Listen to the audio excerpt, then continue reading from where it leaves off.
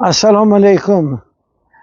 من میخواستم که خلق بخارا را و مردم جهان را و آموزدگی بیرم نوروز، عید نوروز که تبریک می نمایم. با شما خط سلامتی، عمر دراز، دائما در سخنتان برو پیوان باشد.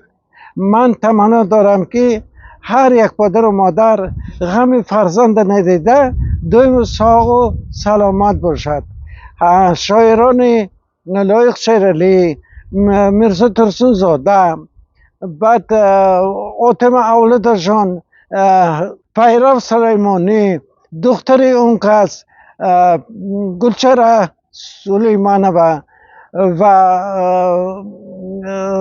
بعد گل رخسار صفی و شعری همونا دیده ختم کرده. مجرم خرسند هستیم که همینا هستن دنیا با ما. بخواستیم که همینا دایم ساق و سلام باشن. شروع مضمون ناک نوشته از برای خلق مایه خرسند کنن. از برای همون من میخواستم که یک شعر خوندتیم.